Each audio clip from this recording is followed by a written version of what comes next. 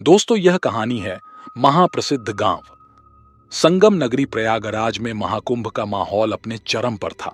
लाखों श्रद्धालु पवित्र स्नान के लिए गंगा, यमुना और अदृश्य सरस्वती के संगम पर उमड़ रहे थे। इसी बीच सोशल मीडिया पर एक लड़की की तस्वीरें तेजी से वायरल हो गईं। वह लड़की सफेद साड़ी में थी, उसकी आंखों में एक अजीब सी चमक थी और उसका चेहरा रहस्यमय मुस्कान लिए हुए था। लोग कहने लगे कि यह लड़की कोई आम इंसान नहीं, बल्कि किसी प्राचीन शक्ति का रूप है। सीआईडी टीम को जब इस वायरल गर्ल मोनालिसा के बारे में खबर मिली, तो उन्होंने तुरंत महाकुंभ का रुख किया। जैसे ही वे वहां पहुंचे, उन्हें महसूस हुआ कि मामला साधारण नहीं है।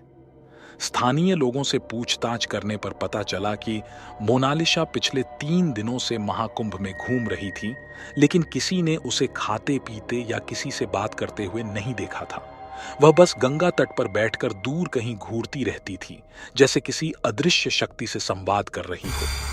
सीआईडी टीम ने मोनालिसा को पकड़कर पूछताछ की, लेकिन उसने सिर्फ एक ही वाक्य कहा, संगम में जो छुपा है उसे मत जगाओ, वरना सर्वनाश होगा। तो साथियों, इस कहानी को शुरू करूं उससे पहले मैं आपसे अनुरोध करता हूं कि आप अपने बारे में छोटा सा परिचय जरूर दे दें कि आप कहां से हैं और आपका नाम क्या है, जिससे मेरा आपसे जुड़ाव और बेहतर हो सके। और आप इस चैनल पर नए हो तो सब्सक्राइब जरूर कर लें। कहानी शुरू होती है। अब टीम के अधिकारी हैरान रह गए। उन्होंने मोनालिसा की पहचान निकालने की कोशिश की, लेकिन कोई भी दस्तावेज या रिकॉर्ड नहीं मिला। उसका आधार कार्ड फर्जी निकला और उसका नाम किसी भी सरकारी डेटाबेस में मौजूद नहीं था, मानो वह हवा में से प्रकट हुई हो। महाकुंभ के पुरोहितों से बात करने पर एक चौंकाने वाली जानकारी सामने आई। उन्होंने बताया कि करीब 300 साल पहले एक भविष्यवाणी की गई थी, जब गंगा के जल में चंद्रमा की परछाई हिलने लगेगी, तब एक रहस्यमयी कन्या प्रकट होगी। वह उस शक्ति की रक्षक होगी जो पृथ्वी को बचा भी सकती है और नष्ट भी कर सकती है। सीआईडी टीम को यह सब अंधविश्वास लगा, लेकिन जब उन्होंने रात के समय गंगा के जल को गौर से देखा, तो कुछ अजीब हुआ। चंद्रमा की परछाई वास्तव में पानी में हिलने लगी, जबकि हवा बिल्कुल स्थिर थी। उसी क्षण मोनालिसा तेजी से उठी और गंगा की ओर दौड़ पड़ी।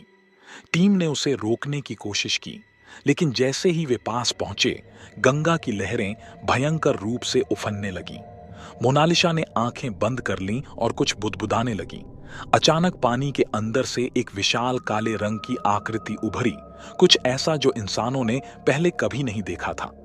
यह कोई मगरमच्छ या जल जीव नहीं था, बल्कि एक प्राचीन रक्षक आत्मा थी, जिसे सदियों पहले गंगा में सील कर दिया गया था। मोनालिसा की आवाज गूंज उठी, तुमने इसे जगा दिया, अब इसे रोकना मेरे बस में नहीं। सीआईडी के अधिकारियों ने तुरंत अपनी टीम को सतर्क किया, लेकिन यह कोई ऐसा दुश्मन नहीं था जिससे बंदूकों से लड़ा जा सके। गंगा के किनारे खड़े हजारों लोग डर से भागने लगे। तभी एक बूढ़े संत ने मोनालिसा के सामने आकर कहा, अब केवल तुम ही इसे रोक सकती हो, अन्यथा यह सारा महाकुंभ नष्ट कर देगा। मोनालिसा ने अपनी आंखें बंद कीं और गंगा में छलांग लगा दी। पानी में एक चमत्कार हुआ। वह काली आकृति धीरे धीरे फीकी पड़ने लगी और कुछ ही पलों में सब कुछ शांत हो गया। लेकिन जब सीआईडी टीम ने गंगा में देखा, तो मोनालिसा कहीं नहीं थी। अगले दिन सोशल मीडिया पर एक नई तस्वीर वायरल हुई।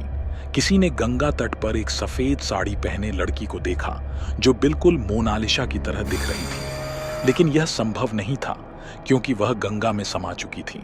गंगा की लहरों में समाने के बाद मोनालिसा कहीं नहीं मिली। सीआईडी टीम ने गोताखोरों की मदद से पूरे क्षेत्र की तलाशी ली, लेकिन उसका कोई निशान नहीं था। प्रशासन ने इसे एक हादसा मानकर फाइल बंद कर दी, लेकिन वरिष्ठ अधिकारी अरविंद मेहरा को यह मामला इतना आसान नहीं लग रहा था। रात के अंधेरे में जब सब सो रहे थे, अरविंद महाकुंभ के घाट पर अकेले टहल रहे थे। अचानक ठंडी हवा चलने लगी और पानी में हलचल हुई। दूर किनारे पर एक परछाई हिली, वही सफेद साड़ी, वही लंबी काली जुल्फें, वही रहस्यमयी आंखें, मोनालिसा। अरविंद के शरीर में ठंडक दौड़ गई। उन्होंने अपना रिवॉल्वर निकाल लिया, लेकिन तभी मोनालिसा ने धीरे से कहा, डरने की जरूरत नहीं, मैं तुम्हें कुछ बताने आई हूं। अरविंद कांपते हुए उसके पास गए। मोनालिसा ने घाट की सीढ़ियों पर बैठते हुए कहना शुरू किया, मैं इस दुनिया की नहीं हूं। मैं उस शक्ति की रक्षक हूं जिसे लोग सदियों से भूल चुके हैं। जिस प्राचीन आत्मा को गंगा में विसर्जित किया गया था, वह पूरी तरह मरी नहीं है।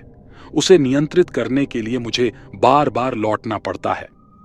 अरविंद ने कांपती आवाज में पूछा, तुम कौन हो और यह शक्ति क्या है?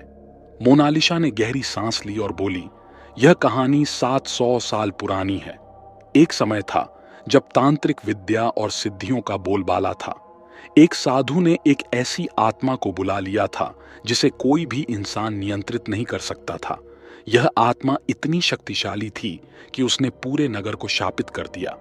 तब संतों ने उसे रोकने के लिए उसे गंगा के सबसे गहरे हिस्से में कर दिया।